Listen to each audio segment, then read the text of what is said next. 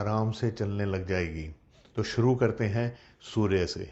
देखिए, सूर्य अगर आप अपने जन्म कुंडली अपने जीवन में उच्च का करना चाहते हो, अपने फेवर में अपने तरफ करना चाहते हो, मजबूत करना चाहते हो, तो सुबह जल्दी उठिए, ब्रह्म मुहूर्त में उठिए। तो इससे बढ़िया कोई बात ही नहीं है।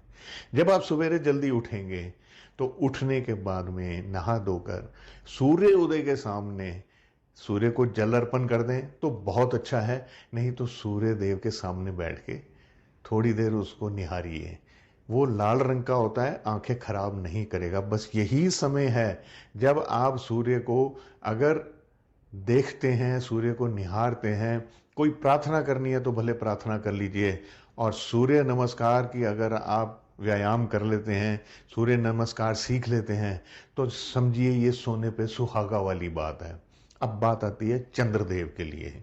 देखिए, चंद्रदेव का आपके मन के ऊपर बहुत बड़ा अधिकार होता है। और अधिकतर जो कुछ भी इंसान के जीवन में दिक्कतें आती हैं उसमें कहीं ना कहीं चंद्रदेव का हाथ जरूर होता है, क्योंकि मन की शक्ति होनी बहुत जरूरी है। तो चंद्र को मजबूत करने के लिए कोशिश कीजिए कि आप योगा या मेडिटेशन करना सीख लीजिए।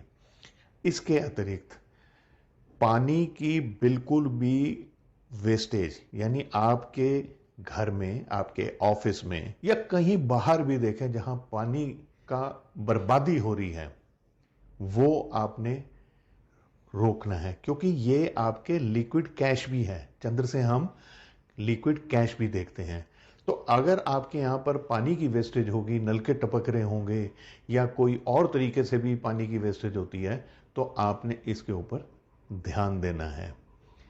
और कोशिश ये कीजिए कि रात को सोने से पहले यदि आप अपनी सारी गैजेट्स जो हैं इलेक्ट्रॉनिक्स की बंद करके थोड़ी देर ध्यान मग्न होके ये सोचें कि आगे आने वाले दिन में आपने कैसे करना है, और सकारात्मक सोच रखें और मन में ये रखें कि आपके जो जो काम अटके हुए हैं वो सारे हो चुके हैं।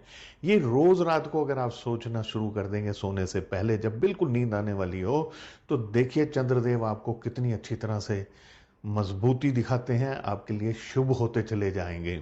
और इसके अतिरिक्त जब चंद्रदेव पूरी तरह से नजर आते हो तो थोड़ी देर उनकी चांदनी में अपने शरीर को भी भिगो लीजिए। यानी थोड़ी देर चंद्र की रोशनी में भी रात को 9-9:30 बजे जाइए, चांद को निहारिए जब वो दिखाई देते हों।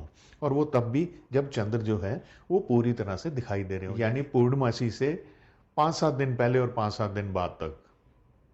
अब आते हैं जी मंगल देव पे। देखिए, मंगल ग्रह को शुभ करना तो बहुत ही आसान है, बस इसके लिए परिश्रम जरूर मांगता है।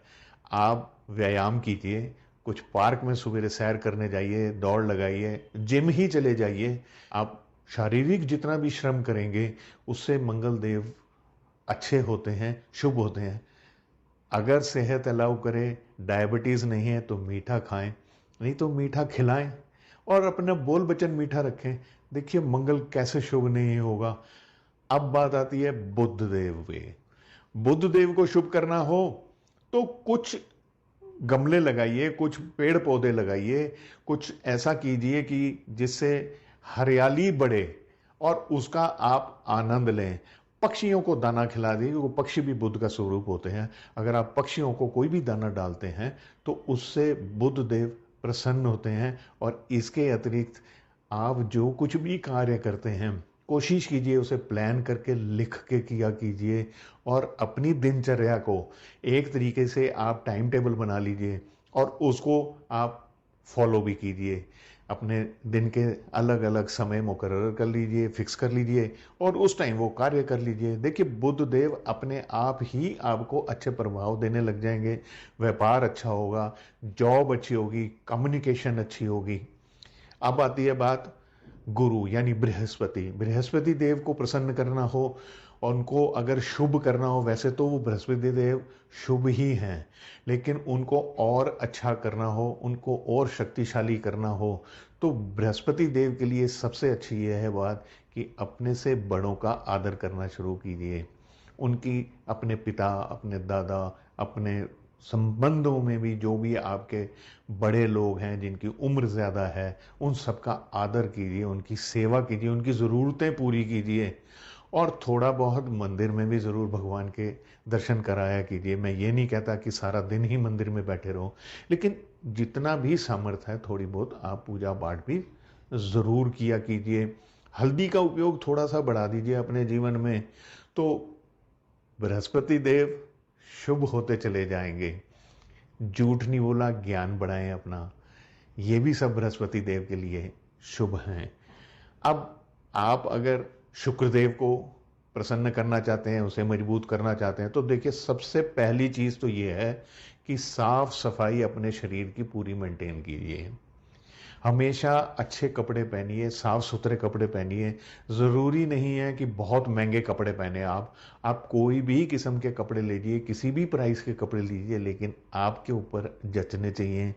हमेशा कोशिश ये कीजिए कि आपके बाल पूरी तरह से काढ़े हुए होने चाहिए।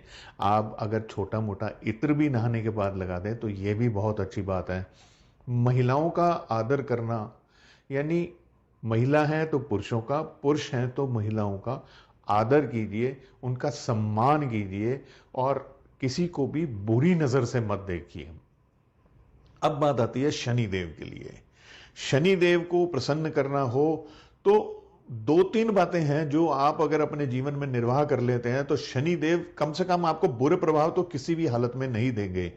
पहली चीज यह है कि आपसे उम्र में छोटे, आपके नीचे काम करने वाले या कोई मेहनत करने वाले मजदूर लोग हैं, आपने इनके बिगड़े काम बनाने हैं। ये नहीं कि जाके पैसे पकड़ा दिए, इससे कुछ नहीं होता। आप उनके बिगड़े काम बनाइए। तो नजर नहीं आता, कोई दिव्यांग है, आप इनकी मदद कीजिए। जो भी लोग ऐसे हैं जो नेत्रों से विहीन हैं या जो दिव्यांग हैं, जब आप इनकी मदद करते हैं तो शनिदेव प्रसन्न होते हैं। और जितनी भी ये चींटियां हैं या आप समझिए कि कोई कौवा हो गया, ऐसे कुछ पक्षी भी हैं, चील हो गई, इनको कभी कभार कुछ खाने के लिए ज़रूर डाल दिया कीजिए। ये एक तरीके से आप शनि देव को प्रसन्न करने के लिए कर रहे हैं और अपने जीवन में इनकी आदतें बना दीजिए। अब बात करते हैं हम राहु देव की। देखिए, राहु को अगर आपने अच्छा करना हो तो आप समझ लीजिए कि राहु तो आपके जीवन को, आप जो समय है राहु ही कंट्रोल कर रहे हैं। इसको तो शुभ करना बहुत जरूरी है। शुभ करने के लिए सबसे बढ़िया चीज तो यह है कि आपके घर के टॉयलेट या आपकी सराउंडिंग्स या घर के आसपास कोई भी जगह ऐसी नहीं होनी चाहिए जहां पर कूड़ा करकट इकट्ठा हो, सड़ रहा हो, जहां कीड़े पड़ जाएं। और तो और आपके घर के जो अंदर जो नालियां हैं ना, इनको भी महीने में एक बारी जो नाली साफ करने के लिए कोई मिक्सचर आता है या कास्टिक सोडा होता है या कुछ भी होता है, उनसे इनको साफ रखें ताकि इसके अंदर जो काई जमती है उसमें भी कीड़े पनपते हैं और वो भी राहु है, घर में कहीं जाले ना लगने दें। दूसरी बात यह है कि किसी के साथ छल ना करें, किसी का हक ना मारें। ये कुछ ऐसी चीजें हैं जो राहु को प्रसन्न करती हैं। और देखिए, राहु अगर अच्छा होगा तभी तो आप मुझे सुन पा रहे हैं ना। हमारी जितनी कम्युनिकेशन हो रही है, ये मोबाइल फोन, ये टीवी, ये लैपटॉप, ये सब राहु हैं। और अगर आपको ऐसा लगता है कि आपके जीवन में राहु परेशान आपको कर रहे हैं, तो सबसे पहले ध्यान दीजिए कि ये जो बातें मैंने बताई हैं इनमें से कोई भी एक बात मिसिंग ना हो ऐसे। अब आखिर में आते हैं जी केतु देव के लिए। केतु देव को प्रसन्न करने के लिए देखिए, गुरु के उपाय भी बहुत अच्छे हैं। और केतु देव को अगर आप प्रसन्न करना चाहते हैं तो सबसे तो अच्छा ये है कि आप कुछ आध्यात्मिक बनिए। थोड़े अपने अध्यात्म को, अपने धर्म को, दूसरे धर्मों को समझने की कोशिश कीजिए। और इसके अतिरिक्त आपके घर में जो भी चीज़ें बिखरी रहती हैं, जैसे जूते चप्पल वगैरह हैं, ये सब बड़े तरतीब से सजे हुए एक जगह पर सिमटे हुए पड़े होने चाहिए। इससे केतु देव प्रसन्न होते हैं। थोड़ा बहुत सोना इकट्ठा कीजिए, या अगर आपके पास सामर्थ्य है तो थोड़ा बहुत सोना अपने शरीर पर धारण करके रखिए। ये बड़ी छोटी छोटी सी बातें हैं, अगर आप इनको जीवन में अपना लेंगे, मुझे विश्वास है कि सभी ग्रह आपको अच्छे प्रभाव देने शुरू कर देंगे। बस करना यह है कि आपने अपने जीवन में इन बातों का ख्याल रखना है कि जितने भी सृष्टि के द्वारा बनाए गए जीव जंतु हैं, इन सब का एक महत्व है। केतु के लिए अगर हम कुत्ते के लिए कहते हैं, तो मैं तो ये कहता हूं कि जितने जानवर हैं उन सब की रक्षा करना हमारा फर्ज है। जितने पक्षी हैं उन सब की रक्षा करना हमारा फर्ज है। इन सबको अगर आप देखभाल करेंगे या जहां भी जीवन में इनके किसी काम आ सकें, तो आप देखेंगे कि ये ग्रह आपको हर हालत में अच्छे फल देंगे, चाहे जन्म कुंडली में कितने भी बुरे बैठे हुए हों।